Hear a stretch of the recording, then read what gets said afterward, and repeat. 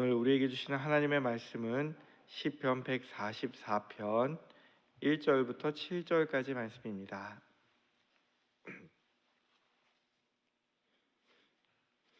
시편 144편 1절로 7절 말씀 한 절씩 교독하도록 하겠습니다. 나의 반석이신 여호와를 찬송하리로다.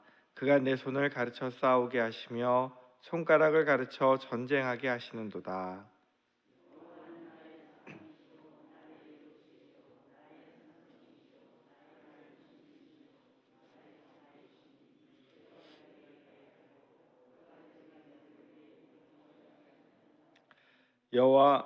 여호와여, 사람이 무엇이기에 주께서 그를 알아주시며 인생이 무엇이기에 그를 생각하시나이까.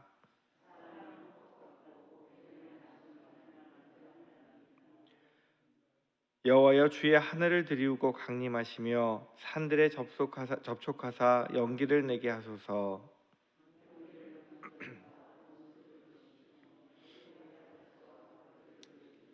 같이 읽겠습니다.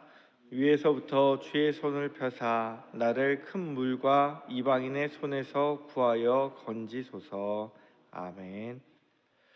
오늘 시편 144편은 다윗의 시입니다.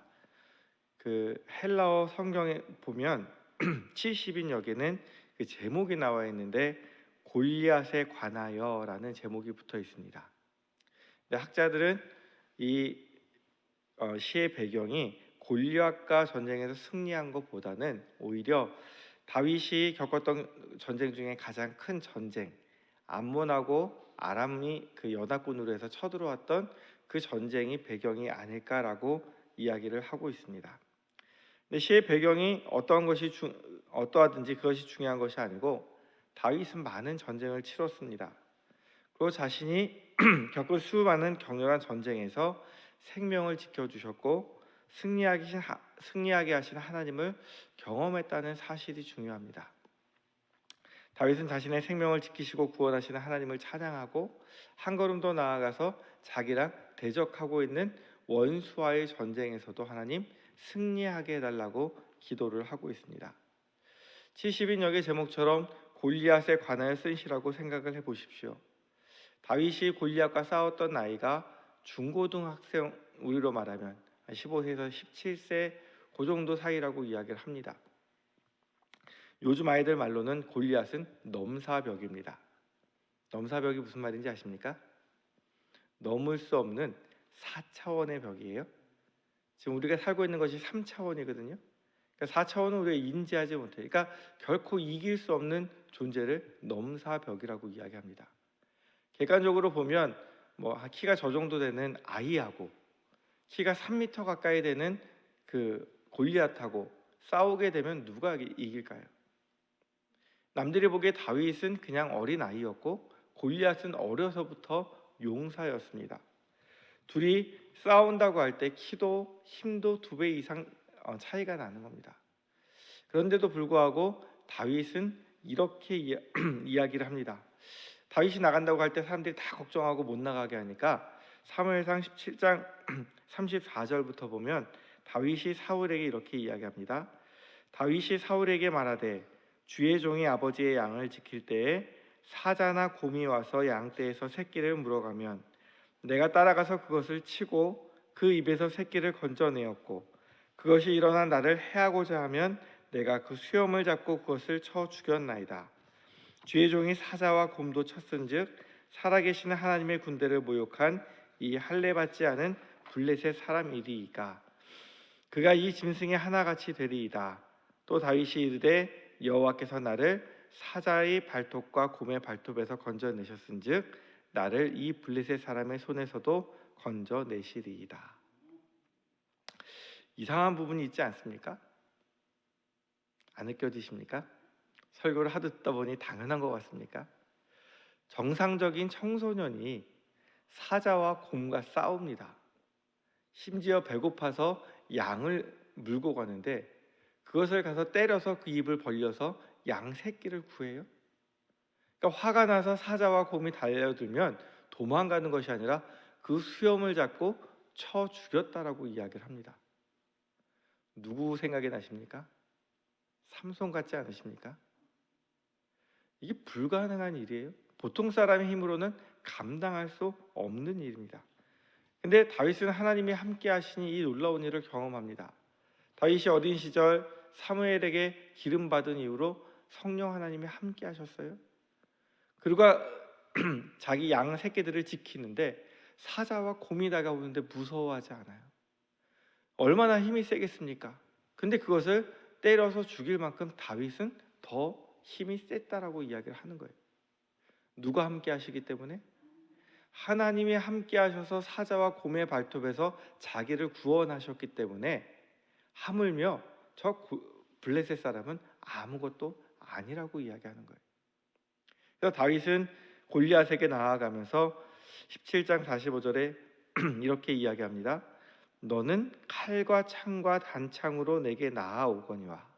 그러니까 너는 무기 들고 나에게 오지만 나는 만군의 여호와의 이름 곧 내가 모욕하는 이스라엘 군대의 하나님의 이름, 그 이름이 나의 무기가 되고 나의 힘이 된다는 거예요. 난 이것을 가지고 나아간다는 거예요. 그래서 다윗은 사자와 곰의 발톱에서 구원하신 하나님께서 블레셋 사람의 손에서도 구원하실 줄 믿었어요. 오늘 제목대로 골리앗에 관하여라는 그 제목이라면, 그래서 1절에 다윗이 무엇이라고 고백하냐면 나의 반석이신 여호와를 찬송하리로다. 그가 내 손을 가르쳐 싸우게 하시며 손가락을 가르쳐 전쟁하게 하시는도다. 그래서 내 손을 가르쳐 내 손가락을 가르쳐라는 얘기는 가르쳤다는 얘기예요. 그러니까 훈련시켰다는 얘기예요. 그러니까 하나님이 나를 훈련시키셔서 곰과 사자와 싸우면서 훈련을 시켜주셔서 내가 전쟁에 나아가서 싸울 수 있었다라고 이야기를 하는 거예요. 남들이 보기에는 상대가 안 되는 그런 전쟁이었고 전투였고 남들이 보기에는 말도 안 되는 것이었지만 하나님께 훈련받은 다윗에게는 승리가 보장되어 있는 싸움이었습니다. 만약 이것이 이제 학자들이 이야기하는 것처럼 골리앗이 아니라 암몬과 아람의 그 군대와 싸우는 것이었다고 할지라도 마찬가지입니다. 이 전쟁에 대한 이야기는 사무엘하 10장에 나오는데요. 당시 연합군의 숫자가 얼마나 많고 강했는지 다윗의 군대 장관 요압이 이렇게 이야기합니다. 요압이 자기와 맞서 앞뒤에 친 적진을 보고 이스라엘의 선발한 자 중에서 또 엄선하여 아람 사람과 싸우려고 진치고 그 백성의 남은 자를 그 아우 아비새의 수하에 맡겨 암몬 자손과 싸우려고 진치게 하고 이르되 만일 아람 사람이 나보다 강하면 내가 나를 돕고 만일 암몬 자손이 너보다 강하면 내가 너를 도우리라. 이 이야기는 무엇이냐면 보통 전쟁을 하게 되면 어떻게 싸우냐면 이쪽 팀과 이쪽 팀이 싸움을 해요. 그럼 마주보고 싸우게 돼 있어요. 그렇죠? 그래서 누가 앞에 선봉 서서 누가 이기느냐에 따라서 이제 한쪽 진영이 무너지는 거예요. 근데 지금 이야기는 사람이 얼마나 많은지 앞과 뒤에 적군이 있는 거예요. 다시 말해서 우리 팀보다 저 상대편 그 나라가 숫자가 월등히 많기 때문에 포위에 당해 있는 상황인 거예요. 그러니까 서로 등지고 싸우는데 저 사람들이 나보다 강할 수 있어요. 그러니까 내가 지면 네가 날 도와주고 네가 지면 내가 널 도와줄게. 아무래도 우리가 1대1로 맞서 싸우기에는 좀 힘이 든 상대야. 그러니까 정말로 이기기 힘든 어려운 전투였던 것을 기억합니다. 그럼에도 불구하고 요압과 이스라엘 군대는 다윗에게 믿음을 훈련받은 사람들이에요. 그래서 그 뒤에 무슨 이야기를 하냐면 이렇게 이야기합니다. 너는 담대하라. 우리가 우리 백성과 우리 하나님의 성읍들을 위하여 담대히 하자. 여호와께서 선히 여기시는 대로 행하시기를 원하노라. 누가 선하게 여기시는 대로요? 하나님이 우리를 선하게 보시고 우리가 하나님을 위해서 싸운다고 한다면 하나님이 승리하게 하실 것이다. 믿음 갖고 나가는 거예요. 그랬더니 이 요압과 또한 다윗과 그 모든 백성들의 그 믿음대로 하나님께서 승리하게 하여 주셨습니다. 오늘 다윗이 2절에 이렇게 고백합니다. 여호와는 나의 무엇이라고요? 사랑이시오. 다윗이 하나님을 사랑해요. 그 이유가 나의 요새이시오, 나의 산성이시오, 나를 건지시는 이시오, 나의 방패이시니, 다시 말해서 하나님이 나를 보호하시는 분이시니 내가 하나님께 피하겠습니다. 내가 하나님을 사랑하게 하나님께 피하는데 하나님은 항상 나를 큰 환난과 어려움과 전쟁 가운데서 보호하시고 지키시고 나를 건져주셨기 때문에 내가 하나님만 의지하겠습니다.